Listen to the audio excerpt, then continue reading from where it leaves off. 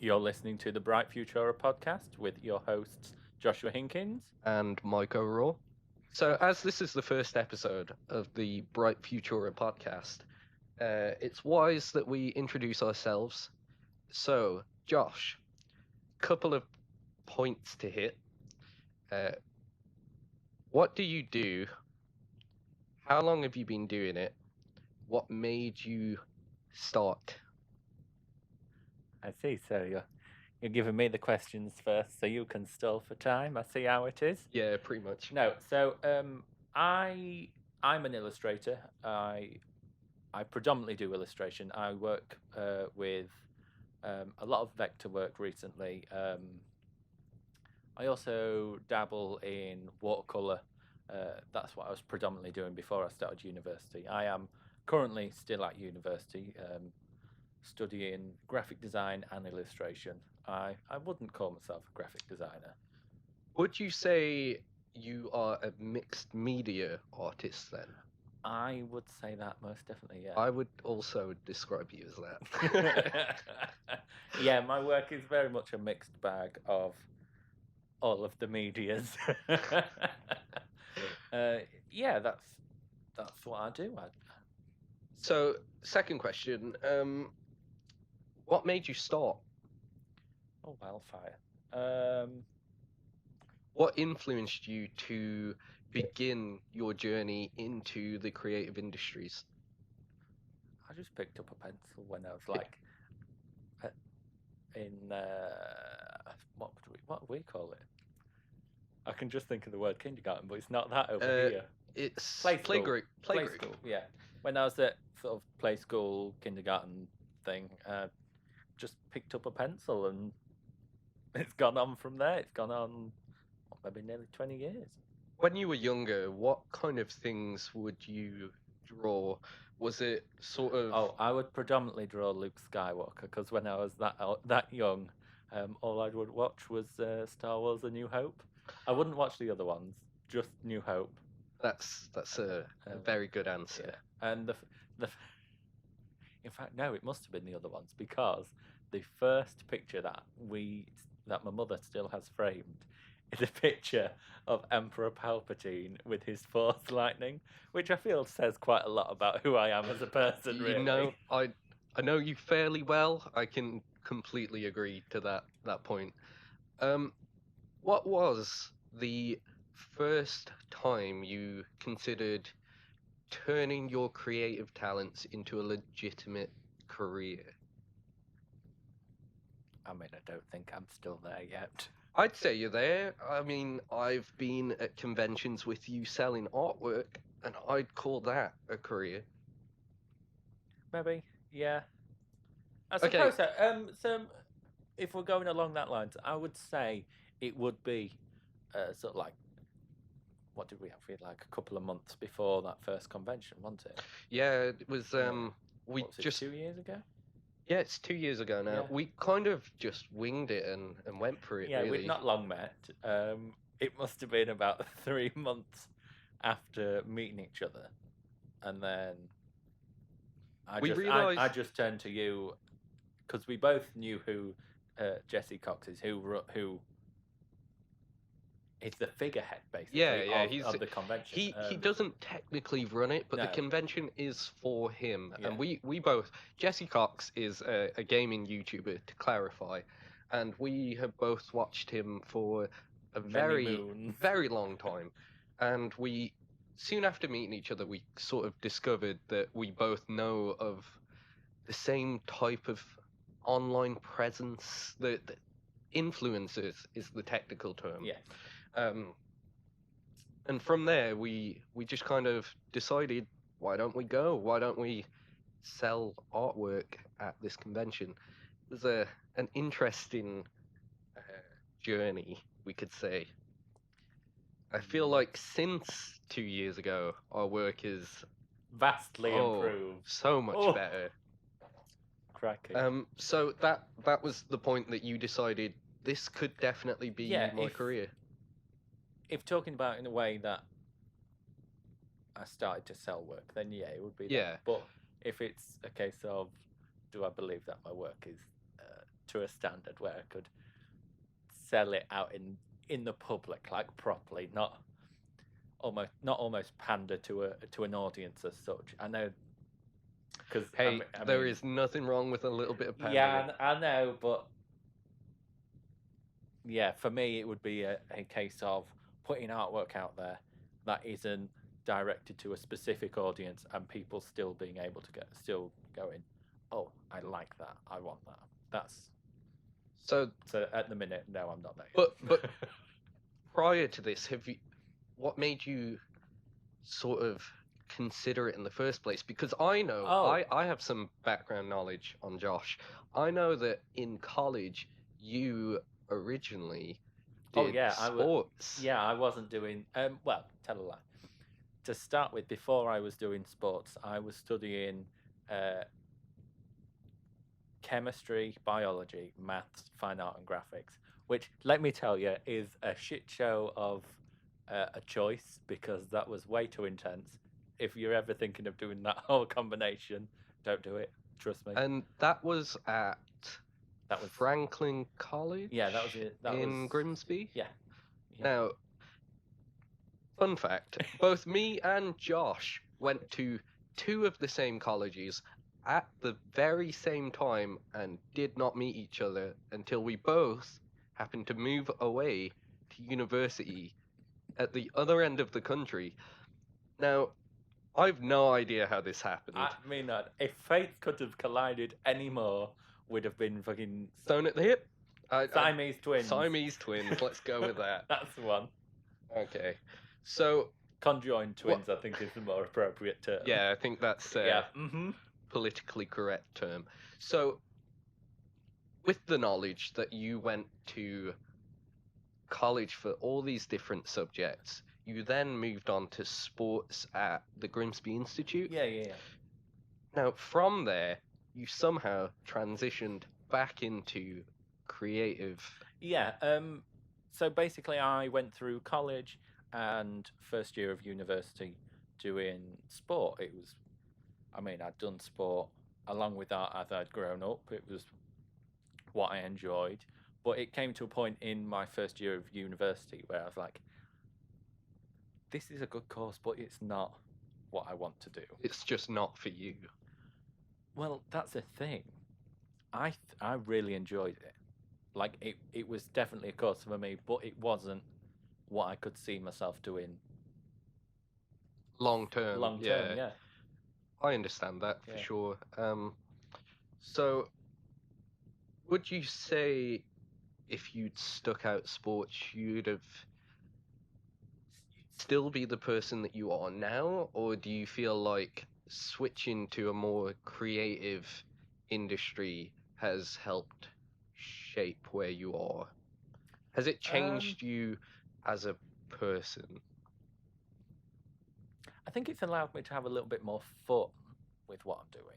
Yeah. Like before doing the sports course and whatnot, it was very almost regimented. It was there was no experimenting with the work or anything, because obviously with an art course that I'm doing now, the topics that we get given, we get a massive scope of what we can do for them. Yet with the sports course, it was always, this is the answer, this is how you need to do it, and it kind of, he was basically drip fed the information and then had to regurgitate it later. Almost like in high school when you would walk into the classroom, you'd put all your stuff down, you'd sit down, ready to try your best to engage, even though education is not the best in this country. And then the teacher turns to the class and they say, copy what's on the board. Oh, God. That... well, actually, tell a lie. If the teacher had nice handwriting and laid it out properly, I was all for it. I was down for that. Like, I loved a teacher that could, like, write on a whiteboard. If you couldn't write on a whiteboard, just don't do it. Just don't even try. Like, there's no point wasting my time and your time if your handwriting looks like chicken scratch. It's like, there's no point. I suppose that kind of lends quite nicely to what we do now. Seeing as you are a graphic designer and illustrator, the fact that you liked neat Oh handwriting God, as a yeah, child is yeah, quite yeah. interesting. My handwriting when I was a child was horrendous. See, my handwriting it's not the best. I wouldn't say it's horrendous, but it's not as neat as I'd like it to be. But I can appreciate someone else's I always handwriting. get told I have nice handwriting, but I always think mine. The only way I can describe it is like how a doctor writes. Like, Oh no. it's not. It's very slanted. Like I would have. Okay, I see. Like, Cursive, some would call it. some would call, yeah. Some would be cursing at it, to be quite. Yeah, yeah. So yeah, I would have my page at like perpendicular to me, so I'm writing up the page. Wow. Okay. That's Oh yeah. a harsh slant. Okay, so sometimes even a little bit more. we know where you came from. We know where you are now, which is trying to finish off your university course in graphics and illustration. Where do you want to go from there? Is the usual question people ask. I really don't know. It's not very often that I look at long-term plans. I'm very much a shake and go sort of person. I will just sort of, if I want to do something one day, I'll do it. If if it don't work, it don't work. That's interesting because I'd say I'm very much the same in that way, but when it comes to graphic design and illustration, that's something that was always on the cards. I started learning this when I was 11. I got my first paid job at 13. And since then, I haven't stopped pursuing this career. And now, working full time, I still want to do this. Oh yeah, don't get me wrong. This is what I want to do, but yeah, I was just making a comparison to the two different sort of ways that we've come into this. I always had it planned to go into this, and I stuck by that. Whereas you sort of tried a little bit of everything. And honestly, I should have Jack of all trades tattooed on me somewhere, to be quite honest. I think that'd be a nice tattoo. Just a little sans serif. Sans serif, Jack of all trades on one hand, and then serif font, master of none on the other. Brilliant. Sold. Sign me up. Or Jack of all trades, Comic Sans, master of none, Jokerman. Okay, I feel like we have a good grasp on the type of person and where Josh has come from. Now, do I get my red book? Is Michael Parkinson around? Is he here? I'm afraid not. So I'm gonna go ahead and be selfish and go on to me for a little bit. Yes, I would like to know all of the same questions you asked me, but for you. Specifically, which ones, Josh? In fact, in true Cilla Black style, what's your name? Where do you come from? Oh, well, this could be a long podcast. So, my name is Mike O'Rourke. Obviously, I said it in the introduction. And originally, from the age of like 6 months to 9 years old, I lived in Scotland, just outside of Glasgow, in first Cumbernauld, second Kilsyth. Both very small towns. Everyone knows everyone else. Wouldn't say they're the best areas to live. Not a lot of money there, not a lot of jobs. Which... like Louth. Yeah, a lot like Louth. Which led to the reason I moved to Grimsby, where we both went to college. I shouldn't laugh at that one, but yes. Yeah. Also not a great place with many jobs. No.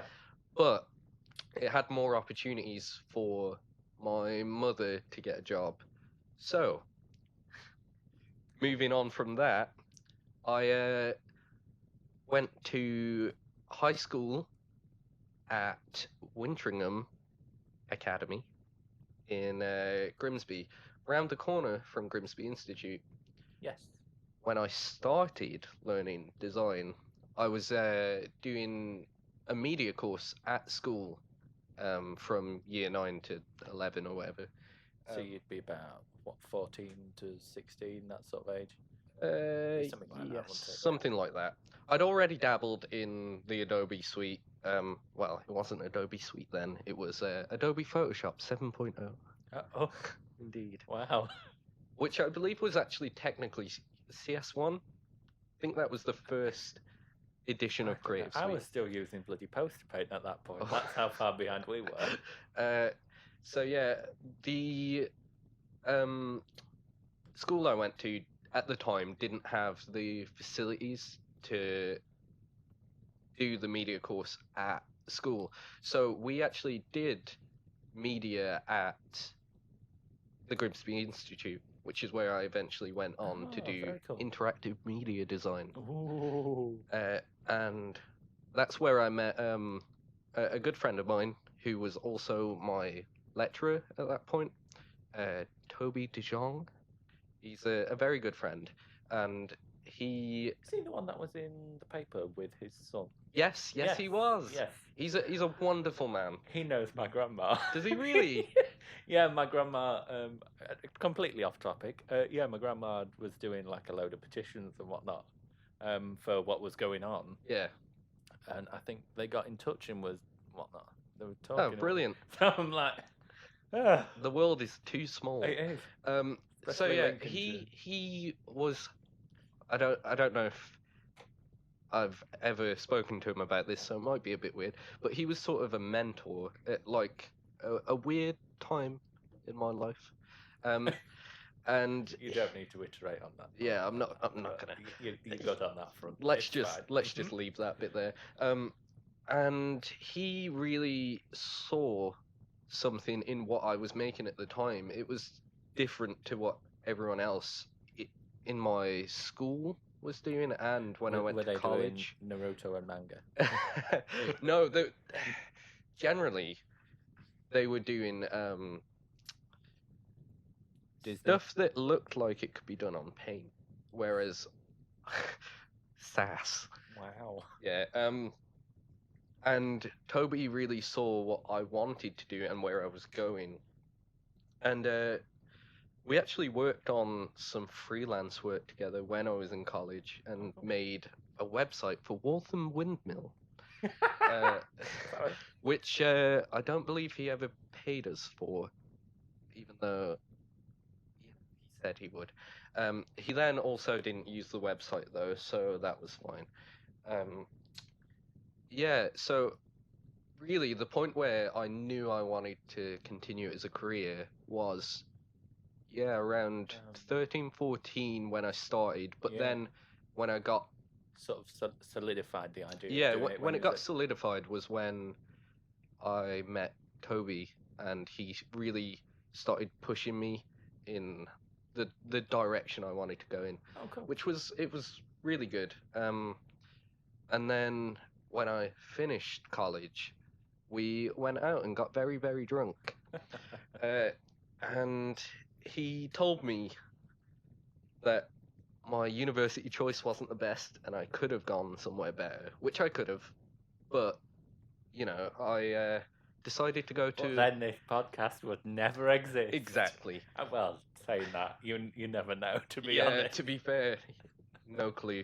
So I went to Wolverhampton University for the same course that you're on now. Yeah. For the same amount of time. Yeah, I was there for 4 years. I redid my first year. And yeah, so I did graphics and illustration. While at uni, I did a lot of sort of freelance work on the side so I could afford to live, because university's expensive. Oh, yeah. That was when I discovered that I had other sort of passions in the creative industries.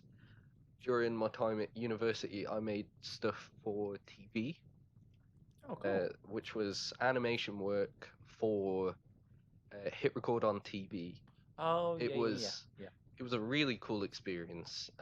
Is that the one that Joseph Gordon-Levitt did? Yes, he actually voice acted one of my characters, which was great. Do you know, guys, I knew he was going to bring up that pissing character. It was going to come up at some point. Oh, my God.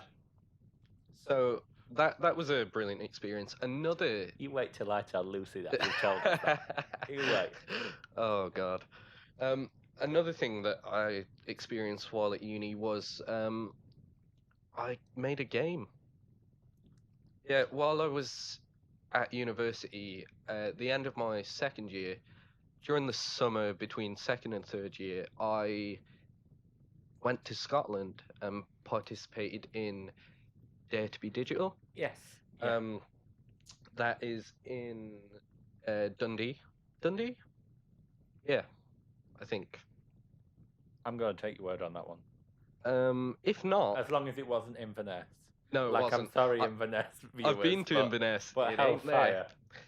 No, and I made a tablet game with a couple of friends who sort of roped me in to be the 2D artist. On the team there was myself, Adam Fox, the other guys I don't know very well. So there was Richard Tonks. There was. I'm blanking at the moment. I assume there was a menagerie of other people involved. Yeah, there was. Yeah. There was a menagerie. Yeah. So we had 2D art, which was me. We had a 3D artist, which was Richard Tonks. We had lead coder, which was Adam. We had another coder and a sound guy. And we made a tablet game. It was a game where you play a giant monster who burrows through the ground, leaps out, and smashes through buildings. It was a lot of fun. We went for like a cel-shaded, cartoony vibe. Very cool. So was it like the how did it work? Was it almost like, you know, how Angry Birds you fire? No.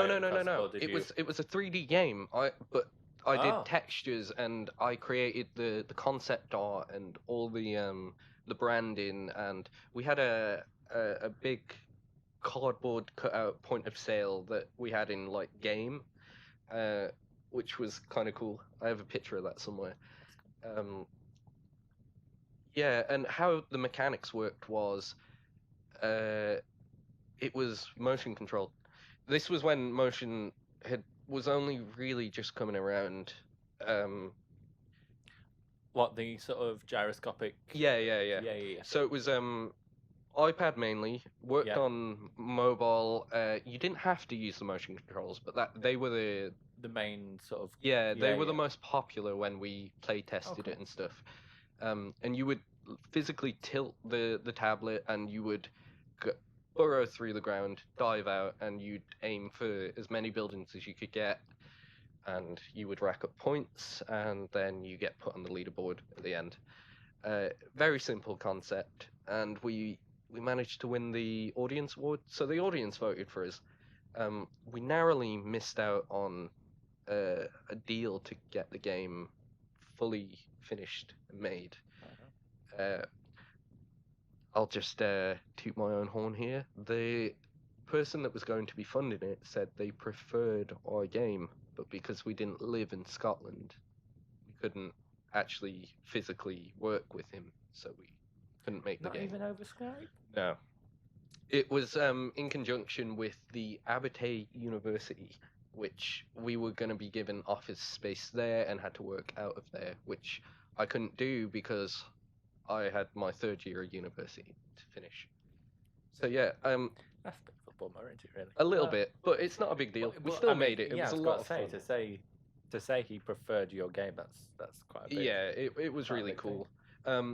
So while I was in university, I dabbled in a lot of things, and what I began to realize was where I enjoy my work most is when there's something weird or technical about it. So like, say, when the best way I can describe this is that if, say for instance, like a video game character has very different controls to everything else that's available. Yeah, I mean, it's more so when a piece of technology can work in conjunction with what I do.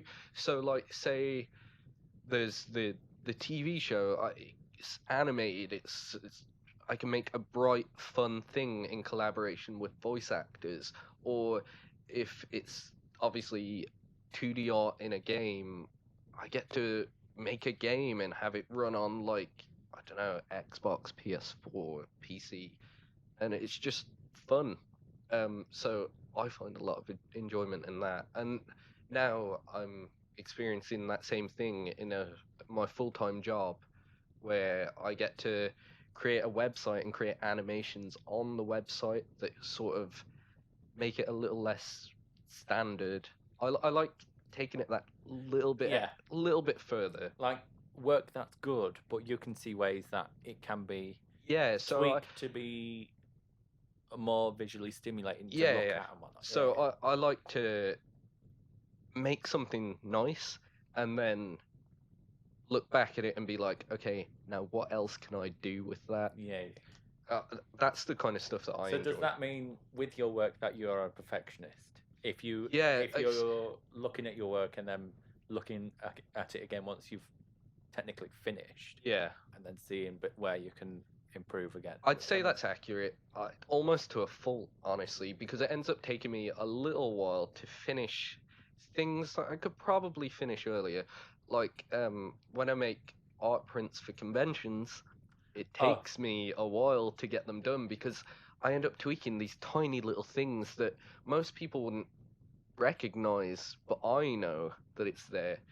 And that's mostly with illustration stuff. With websites, I get it done in like a decent time. I can attest to what he's just said, ladies and gentlemen. Like, he was stuck doing a video game character print last year. I'm pretty sure it was finished, 2 days before? Yeah.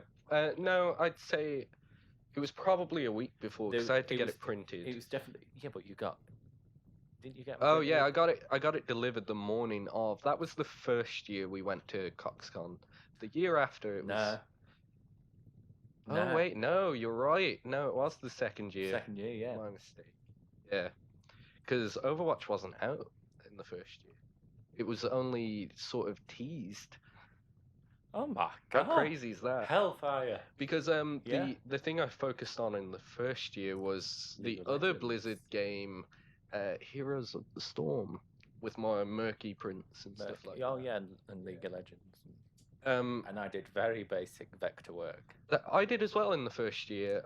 Okay, it might not have been basic, but it was a lot simpler than what I do now. Oh yeah. Now I'm dabbling in like digital painting. I just like to try new things. Talking of that, I've got a load of brushes that you can have for Photoshop. Oh, brilliant! That you will definitely enjoy. I'm into that. So yeah, that's where I am, where I've been, and honestly, so what is it that you're wanting to do in the future? You know, I know you've got this full-time job, and you are thoroughly enjoying it. I can see this every time I speak to you. But what are you wanting to do once maybe you've had enough of this job, or what? Currently, I don't see myself having enough of this job. What I would like to do is push higher because the company is currently growing. We're hiring more people. We're essentially doubling the amount of people that work there this year. Excuse me. And what I want to do is take on sort of more responsibility and sort of push forward to become more of a team leader, and while doing that, sort of begin my own business ventures at the same time. I have a couple of things that I'm working on currently that I'd like to sort of push forward with and build something of my own, which I've done in the past. I've made a couple of websites before and sort of dabbled around with trying to make a company. I used to like make and sell T-shirts and that kind of stuff. But now I have a shop online called Nerd Print Shop, which I really want to push. I've not really done much with it at the minute. Inverted commas, self-promotion. Yeah, I mean, yeah. But then there's also a website that I want to push called creatorcurator.com. It's not out yet, but what it's going to be is sort of a hub where I can share other creators like things. Like, so say someone brings out a really cool animation that I just have to share. It's almost like a blog. Almost like a blog, basically. yeah. But it's I want it to be more of sort of a community, if I can push it in that direction, so people can come in and begin to curate their own stuff. So yeah, I guess in the future, just onwards and upwards, like Sounds everyone good. else. Yeah. Sounds good. Yeah. So that's a little bit about both of us. Each week we're gonna pose each other sort of topics or questions, all to do with current creative fields. That can be like graphic design, illustration, animation, game design, pretty much anything. Film, I'm open to discussing a bit of a cinematography. lot about film. Yeah.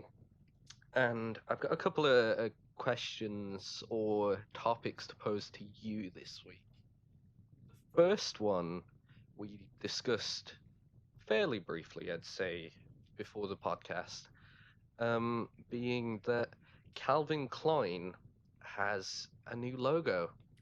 Yes. Yeah. Now, I have some opinions on this, and I didn't give you much time to form an opinion, but I want to tell you mine first and sort of see what your immediate opinions and thoughts are. Yeah, because I've only briefly looked at this. Yeah.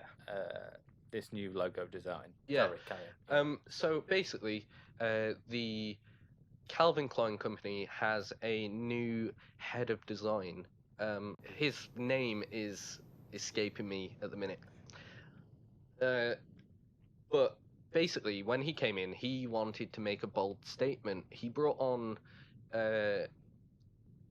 Millie Bobby Brown from Stranger Things, a brilliant TV show. She is also a fantastic actress. Can I just point out? She is very good. She's gonna make something of her life. She can rap, which, which crazy. Blows my mind. Yeah. So he's brought on her as sort of the face of a new range, and after doing this, he unveiled the new Calvin Klein logo. Now, the previous Calvin Klein logo is very recognizable. It is a light sans serif with fairly large kerning. It shows lowercase lettering, which currently not many places actually do, and this is sort of one of the reasons I've formed the opinion I have of the new logo. So the reason, arguably, you could say the old Calvin Klein logo is so recognizable is because it doesn't follow the trends that all of the other high street brands or high fashion brands currently follow. Currently, most brands have all caps, sort of condensed logos. Companies like Hugo Boss, Prada, Armani, I believe, all uppercase, like sort of bold typefaces, without really any sort of iconography or anything like that to go along with it.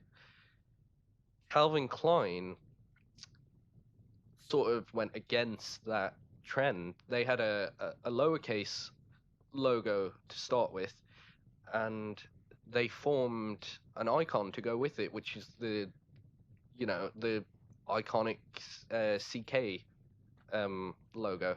Yeah. I think the K is uppercase. No, it has an extended stem on the. Does it? Oh, cool. Yeah, on the K, but it is lowercase, and I kind of like it more than the new one. The new one reminds me of pretty much every other high street brand that exists. It reminds me of New Look. It reminds me of River Island, Topman.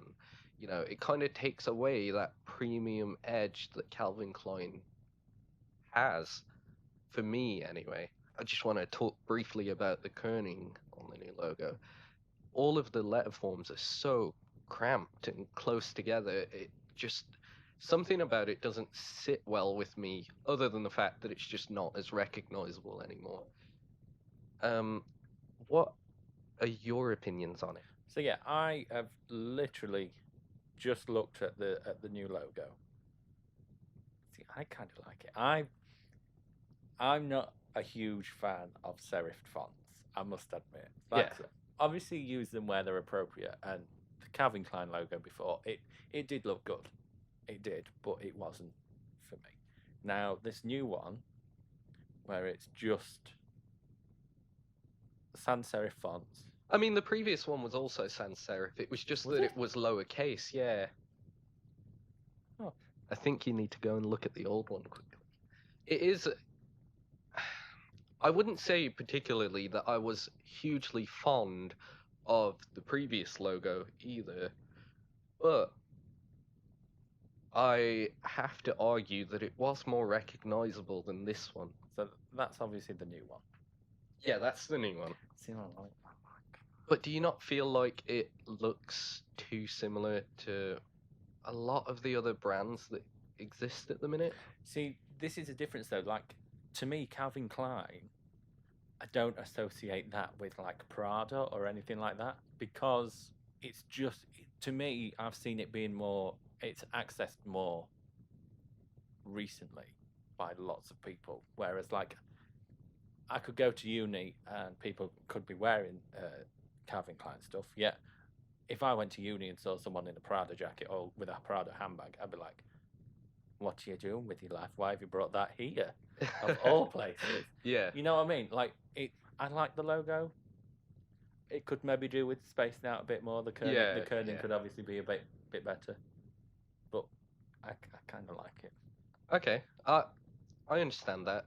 I suppose I wouldn't say, as a standalone logo, I wouldn't say I dislike it or like it more than the old one.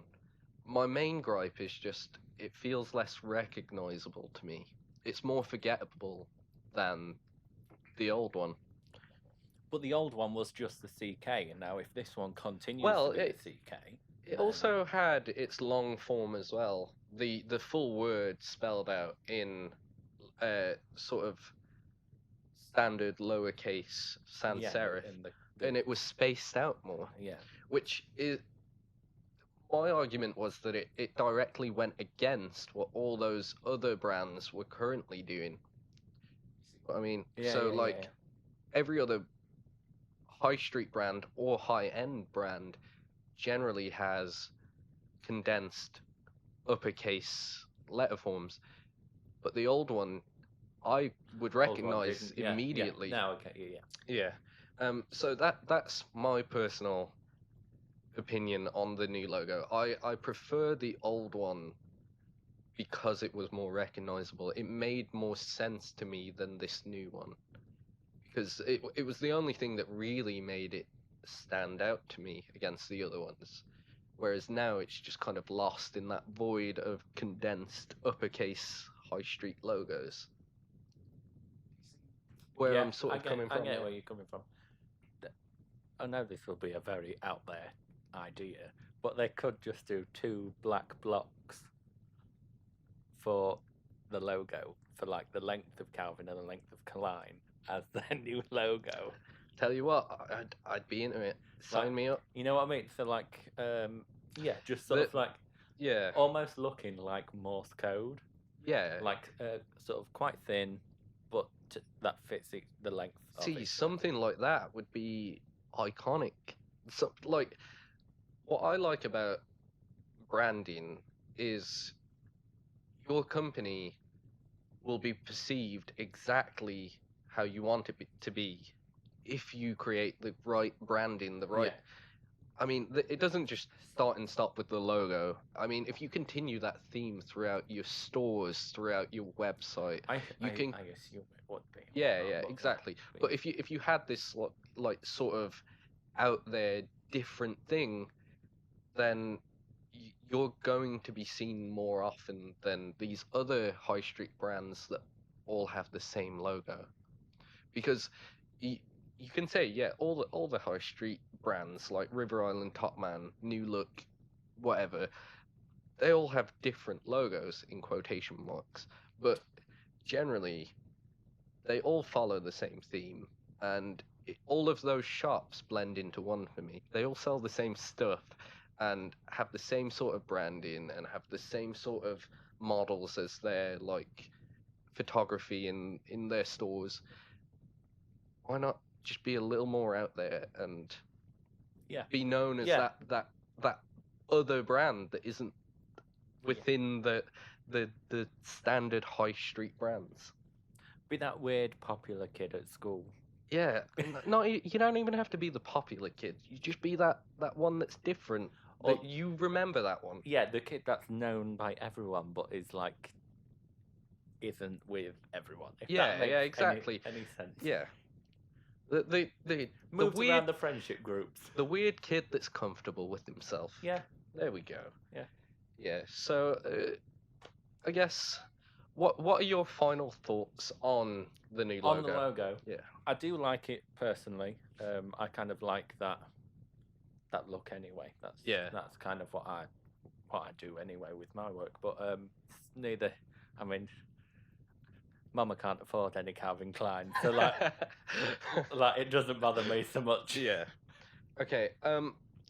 So now that that's come to a close, a couple of other things to bring up. One of them being film-based. We both recently went to see Split. Yes, we did. The M. Night Shyamalan movie starring James McAvoy. Yes. Now, also, before we go any further, are we talking spoilers? We will do a quick rundown of the movie without spoilers. We will then mention that there's going to be spoilers, and you can skip forward a bit and see if we finish talking about it, or you can listen. We could put time code in the description. This is going to be on YouTube, iTunes, SoundCloud. Yeah. So I can leave a comment on SoundCloud at the timestamps. Yeah. And let you know when. iTunes, I'm sorry, you're just going to have to deal with it. I mean, we could just put... Anyway, that's a discussion for another time. We're talking about Split. Now, this movie wasn't really on my radar. I mean, I'd seen the trailers, and I'd heard about the movie, but it didn't interest me until I heard a certain spoiler, which we'll go into later. But I went to see it, and I was delighted at this movie. I don't even think I'd seen the trailers. Like, what I had heard about the film to start with was it was about this guy with 23 personalities. Yeah. And then from there, I was told about, like, there were certain moments where it almost demonized a person with mental health, which personally I was a little bit against. I was like, that's I not did really... hear this opinion from a few people as well, because it's the main character has DID, which is... Why did I bring this up? Why did you do this to us? Dissociative identity disorder. That's it. And a lot of people said that it wasn't sort of politically correct, should we say, that it shone a bad light on people with mental health issues. Now, knowing this beforehand, I was a little worried. I was put off. When I heard that, I was put off to the point where I was like... Well, you weren't going to see it until I said that I was going and you should come along. Yeah, it was literally the night you was going, wasn't it? We'd gone for a meal, and then you was like, oh, we're off to the cinema. For my birthday, might I add. And then I thought, well, I'll tag along and see the film, because, I genuinely wasn't going to see the film just because of that and because of bits that had happened in the past. So, I I was down for not seeing it. I was okay for that. But then actually seeing the film and knowing what it's understanding what it's about, what it's actually about, it doesn't have that sort of effect, if that makes sense. I agree. It didn't really feel insensitive per se. I'd say there were sections of the movie that could have been written differently. Yeah. But there were also some really sensitive sort of heartwarming moments, I guess. There was a particular character that interacted with the main character who are we classing as the main character? The main character is James McAvoy's character. Right, okay. The person with DID. He goes to see a therapist in the movie, and her sort of response to his issues, his mental health issues, was really well handled. Really I feel like she was supposed to be the audience. She was the person that sort of tried her best to understand and really sort of wanted to help him. Yeah, definitely. Now, the reason I keep saying the main character is obviously because he has DID and there's 23 personalities, and a lot of them. We didn't see a lot of them. Yeah, there's a lot that we didn't see, which makes me think maybe a sequel. Could that be in the works? I'm gonna say yes. Okay, so now that we've given a brief overview, I suppose we haven't really talked about the story much. Yeah. So you go ahead and talk about where the story started and give it a sort of a brief summary of what it's about. So from the introduction of the female characters in the movie to the sudden, very abrupt introduction of the main character. Right. I mean, you couldn't have given this job to a worse person in your life, I'm not going to lie. So basically the story starts off at a birthday party for one of the characters that you meet in the film. You're then taken with them as they're about to leave the party, and then the main character is introduced, and he is kidnapping these young women. Yeah, he's kidnapping these 3 young women that we've just previously met. It then goes on to just show us the women in captivity and how Kevin, the main character, and his many other names, other personas interact with these characters, and then sort of goes from there, and then we find out there's a bit more to his disorder. It's kind of the story of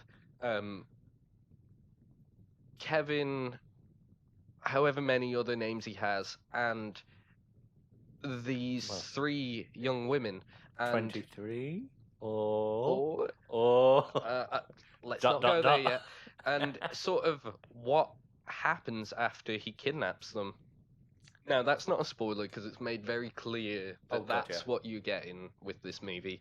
And it's sort of the movie's about these young women dealing with this random stranger's multiple personalities. And it's sort of it's a battle between them trying to escape him and sort of understand what's happening with him. It's them understanding what's happening inside him so that they can escape. Yeah. It's very cool. Can I just say, it's a very cool film. It's a really cool concept. It's shot well. It's the setting is I will dark. Say, the one thing that did annoy me about how it was shot, every single time we got a single character in frame, they was always dead center. I'm like, Oh my God! Can See, we not get cool frames? I'm a bit of a nut for like symmetry in film. It's just it gets me. On that, I think was the only thing that took me out of the film. Like every time we got a single character dead center in frame, then I was just like, oh. I understand that to a degree. But other than that, there's nothing. So now we're gonna dive into spoilers. Yes. So if you're on YouTube, there's gonna be there'll be a time codey thing at the bottom. A time code in the description. It'll also say on screen probably that we're in spoiler territory. So mute, and when the warning goes away, you can turn it back on, or click the time code and you'll skip forward. SoundCloud, I'll just leave a comment, and both the time codes when you can pause and continue. So, after kidnapping these 3 young women, it's only then you begin to realize that he has multiple personalities. There's 23 of them, or so you think to begin with. Now, the majority of them aren't bad people, but there are in particular 3 to start with that are not great people. Then 4. Well, 2 not great people, and then 1 that is very misguided. Because obviously this one particular persona that he has is a child, is a 9-year-old child. This persona is called Hedwig, and I find him to be one of the creepiest characters because although it is a full-grown man, he's acting like was it an 8-year-old? No, 9-year-old. 9. I mean, not much different. So you were seeing James McAvoy portray a 9-year-old interacting with 3 sort of young adults, and there's a point in the movie where, while they're held captive, the 9-year-old persona of Hedwig cuddles up to one of them while they're asleep, and it's really creepy. Yeah, that bit. That moment was just, did not like it.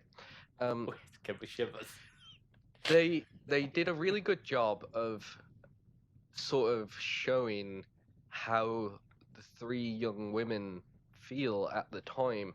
Now, I wouldn't say that's particularly to the credit of the actresses. I don't know if you'd agree, but right. So there were, I can't even remember the names of the characters, but there was one character in it who one of the actresses who was doing a character who was the very sort of headstrong character. You know which one? Yeah. So she was took 6 months of karate. She was the popular girl at school. You could sort of tell. I mean, that was introduced as an idea at the start of the movie when she said she didn't actually want to invite the other girl because she's a little weird. Yeah. And that kind of thing. And I felt her acting was a bit. It wasn't great. It was weak. Yeah, it was a little weak. There was another girl in it who was very disposable. She wasn't in it that much. Oh yeah, and she was often in the corner. She was kind of cannon fodder in the end. Yeah. So it turns out that the reason he kidnapped these girls was because 3 of his personalities broke away from the rest and tried to sort of take over the main character, Kevin. We should name them. These were Dennis, Miss Patricia, and Hedwig. Yeah. Miss Patricia was hands down one of my favourites. I'm not even going to lie. Patricia was a terrifying lady who had a lot of sort of sinister motivation, I feel, while acting nice. Oh yeah. And it was a good level like of most creepy. Stepmoms. We failed to mention that he has multiple personalities that aren't male. He has multiple female personalities, which he acted very well. Oh yeah, they like myself and Mike's girlfriend were on about how this was basically James McAvoy's audition reel for any other role he Any takes. role he wants, he just needs to drop this movie on their lap, and he could probably seal the deal there and then. Also, can we talk about the fact that these different personas had illnesses in themselves? Yeah, it was interesting. So the therapist was someone that had been working with people with DID for years, and she became aware of the fact that some people who had DID would have personalities that were deaf and other ones weren't, or they'd have some would have diabetes, and the other ones wouldn't, and it was medically sort of proven that this was the case. Now I don't know that I'm certain that this isn't true in real life. I don't know. See, this was another point that pulled me out a little bit. I was like, yeah, I'm certain this probably isn't true in real life, but for the purposes of this movie, I found that element very interesting, really cool. because it then led on to sort of the main point of the story, which was that there was a hidden 24th personality, which was simply named the Beast, which, you know, sort of only the three characters that were trying to break away who ended up being named the Horde. Was it those three that were named the Horde, or was it all of it together? It was those three were the Horde, because the other personalities gave them that name. They sort of decided to call them this because they were trying to instigate sort of an uprising. And basically, these three characters, Hedwig, Patricia, and Dennis, all believed in this 24th. Well, it wasn't on. Well, they did believe. Obviously, it was more sort of like a worship of it. Yeah, they sort of saw him as it's like a deity of some sort. So it eventually turns out that the 24th does exist, and the way they would get him to sort of manifest or take the chair, as they referred to it, is they went to the train station because Dennis's dad left on a train, and it was sort of a hurtful part of his life, and it was one of the traumas that he experienced to sort of manifest this multiple personality disorder. Was it the train station that caused it? Yeah, basically how it was explained in the movie was trauma can split a person's personality into multiple personalities. But the reason that sort of the Beast hadn't manifested yet was because he needed to go to the train yard, because that was the origin of the abuse that his mother instilled upon him. Right. So when he went to the train yard, that's when the Beast sort of manifested and took over. Now, the Beast is essentially a super villain. He is bigger than all of the other personalities. Yeah, like physically larger. And that was crazy. Yeah. Like that was a cool And he had the ability to sort of it was described as he had the ability to cling to like the smallest of cracks, and like the sheerest of walls. Like there would be nothing on the wall to like hold on to, yet he'd still be able to climb it and scale it, and his skin was supposed to be as hard or as thick as a rhino's skin, and it turns out it's all true, and he became a monster essentially. He became a beast. Yeah, you could say that. When the Beast took the chair, when he became in charge of Dennis, he had one goal. So the goal was sort of to sustain the Beast.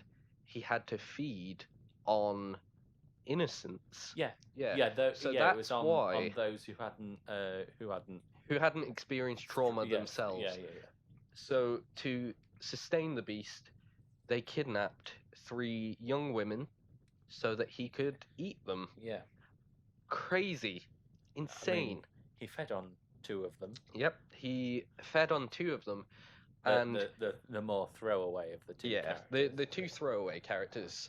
And then the other sort of outcast girl put up a pretty good fight. And almost died. She shot the beast twice with a shotgun, which did not penetrate his skin. That is the sort of degree of how strong the beast is. Yeah, it tore his skin. It just grazed him, didn't it? It was like carpet burn, but sort of grazed with his a shotgun. skin, but it didn't penetrate him. Yeah. So that kind of shows the level that he was at. He was sort of an evolution of what a human could be. It was as if he had become like the apex predator. Exactly, yeah. And he had this sort of instinct to hunt and feed. It was almost like a werewolf without the fur. The main female sort of protagonist, I guess you could call her now, put up a fight. She was about to get eaten when suddenly her shirt was ripped, and the beast saw that she was covered in scars and sort of like cigarette burn marks, and she'd clearly she had been abused. She'd clearly been abused and been through a lot. And we'd seen flashbacks in the movie that sort of insinuated that she'd received sexual abuse as well as a child from her uncle. Which is not a fan of how blatant they were about that. No, it made me uncomfortable, which it should. Obviously. It should. Yeah. But when the beast realized that she had been through trauma herself, he gave this sort of weird, sinister laugh and said, it was almost as if he was saying that she was one of him as well. Yeah, he implied that she was the same as him, even though he was this horrific monster, and she was just sort of an edgy sort of young adult. But he left and let her live. After taking a bite out of her leg and nearly killing her, but he let her live. And then after that, she gets found by someone that works at the building that they're held in. Yeah. And it turns out she was held in a zoo. Now, in the very sort of in the very basement level of it, a zoo, which is terrifying to think. Yeah, that zoos like that go on for miles of tunnels. Well, it might not have been miles. Not necessarily miles, but it was it was large, and the person that worked there took her out, sort of called the police. She waited in the police car. You assume it's the end of the movie. Also, can we point out that when the policewoman said to the main protagonist, what is her name, Claire? Might be. I'm not entirely sure. Sorry, I found the female character so forgettable against James McAvoy's portrayal of Kevin. At the end of that, when the policewoman says, "Oh, your guardian's here," I felt like the policewoman could see in the girl's eyes. She didn't want to go, that she knew something was up. So I feel if something is done in the next film that sort of ties that bit off, that would be really cool. Yeah. I assume if there is another film, it will start there. Anyway, but in true M. Night Shyamalan fashion, there is a twist at the end of the movie. When you think all is said and done, we have a reveal. Suddenly, we cut to a diner. Yeah. Where people are discussing the news that this person exists, almost a supervillain is real. Someone mentions that he was a lot like a guy that was around 15 years ago. And this guy, they couldn't quite remember his name, but someone Yeah, he was in a wheelchair. Someone could remember. Bruce Willis enters the scene and mentions that the guy they're talking about is called Mr. Glass. Now, for those of you that were around in the 90s, you might remember this name. If I recall, it was actually 2000 that film came out. Oh, was it really? I'm sure, like that's why I'm sure they said 15 years. Because that would make sense. So, if you were around in the early 2000s/90s, whenever it came out, you might recognize the name Mr. Glass, and that's because Mr. Glass was the antagonist of the Bruce Willis movie Unbreakable. So suddenly we have the reveal that Split is in the same universe as Unbreakable. And suddenly we realize that we have the story of, first of all, from Unbreakable, an origin story for a realistic take on a superhero, and now a more realistic take on a supervillain. And this is what sort of leads us to the speculation that we will see another movie from this, because if they've now thoroughly introduced the two characters, the only thing that's left, surely, is for them to come together and But not in a Beatles kind of way. No, not in a Beatles kind of way. More of a Rocky... Rocky 4. Yeah.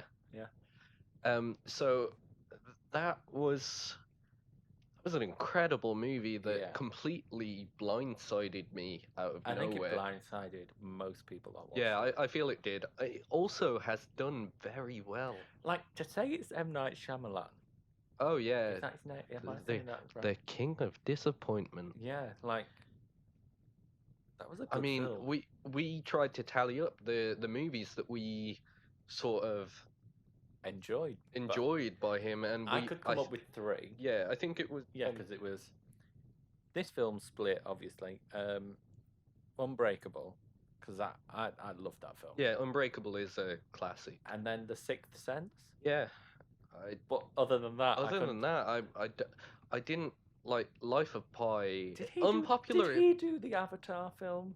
He did. Oh, you lose some points there. Wow. So yeah, what did you go out of the theatre sort of thinking? I definitely went out of the theatre thinking that film, now understanding the film better, I now realise, obviously it's not, well, it still kind of does a little bit, but it doesn't demonise mental health in a way that it's like, mental health is the root of all evil. Yeah. It's now more of a character. It's more. Yeah, I feel it also portrayed the actual character of Dennis didn't want that to happen. Oh yeah. And many of the personalities within him didn't want that to happen. There was only 3 that did, and then 4. No, Dennis was. Sorry, Kevin. Sorry, I meant. Yeah. So it sort of portrayed that, yeah, mental health issues can become sort of a problem for people's safety, but they don't want that to happen. Oh, no. And it's not like, saying that everyone with mental health issues is a monster. Because it's most certainly not. I feel like it was handled fairly well. There were parts that could have been better. Yeah. It wasn't quite as ham-fisted in its dealing with mental health as I thought it was going to be. The therapist played a key role in that, and her level of sort of care and compassion was... Like, when I was watching the therapist throughout that film, I genuinely felt like... I thought she cared in real life. Yeah. I'm not, like, it felt like the actress was the person definitely. Who cared. Like, yeah, you could see it was more than just the film for her. It kind of came through in how she was acting and how she was reacting to everything that was going on, that it was more than just words to her. But yeah, it was cool. It was a very cool film. I would recommend it to anyone who enjoys seeing good acting for the main part. I got told there was jump scares in it. I didn't get jump scares. There was a couple of attempts, I'd say, but there were no real jump scares. Maybe the creepy Hedwig cuddling bit, that was... Yeah, I mean... But other than that... I wouldn't say there really was any. I would recommend this movie to anyone that enjoys seeing, very good acting. James McAvoy just blew it out of the water. He knocked out the park, didn't he? Insanely good. I'd say if you like sort of psychological thrillers, you might enjoy it as well. If you can get over the sort of extra characters acting, then this is a brilliant movie for anyone. I'm afraid that's all we have time for this week. We spent a lot of time going over sort of who we are, where we come from, what we do. You've been listening to the fortnightly Bright Futura Podcast with your hosts Mike O'Rourke and Joshua Hinkins. If you'd like to follow us on social media, you can follow myself at Mike O'Rourke on Twitter. That's MikeOraw. And myself at Wayne Industries. That's WAIN Industries. All other social media links will be found in the description. We are hoping to get this podcast out on iTunes, SoundCloud, YouTube, anywhere we can find, and we hope to hear from you in the future. We also would like to hear your comments on whether you enjoyed the format of the podcast. And we'll be tweaking it for some time over the next sort of couple of months. We want to find a comfortable level for us, a good sort of length to the podcast, and all the correct platforms that we want to post it on. Thank you for listening, and we will hopefully see you again in 2 weeks. Hello, this is Mike and Josh again with some quick updates on the podcast. First update being that we are no longer a fortnightly or bi-weekly podcast. No, we are now a weekly podcast. We kind of decided that it was just a better format overall. It fit our schedules a lot better, and also Josh wouldn't forget when the podcast's being recorded. Yeah, I'm terrible. I'm Alzheimer's incarnate. To be fair, it was fairly confusing. We record a week in advance anyway, so we had to record a week in advance and then edit it that week, but it wouldn't go up that week, it would go up the week after, so then it became confusing. You know what I mean? Yeah, that's what threw me. Second update is, I don't know if you can tell, but we have a new audio. So fancy. We have a new audio interface that makes us sound a lot clearer and a lot less tinny. I'd say we sounded quite tinny and robot-y before. Mm-hmm. There was no bass behind our words, just all treble. Let's avoid that obvious joke. Oh yeah. I'm not going down that Meghan Trainor hole. Yeah. Another couple of quick updates. You can follow us on our individual social medias, but now you're able to follow the podcast social medias. That's on Twitter at Futura Podcast. The Twitter sign-up process wouldn't let us have a longer name for the full name of the podcast. On Facebook, just Bright Futura Podcast. And Facebook. Huh? Have we got Facebook? Yes, we have Facebook. See, guys, I have no idea what we've got, but I'm learning. We're getting there. Learning on the job. It's the best way to do it. And then we obviously have the YouTube set up. You might have already been listening to the podcast on YouTube, but we've set that up and you can subscribe to us on there. And if you click the little bell, it'll notify you every time we upload, which will be every Sunday now. Yeah. The Lord's Day. We shall upload on the Lord's Day. Oh no. That's what my grandma would say. I see. But not you. No?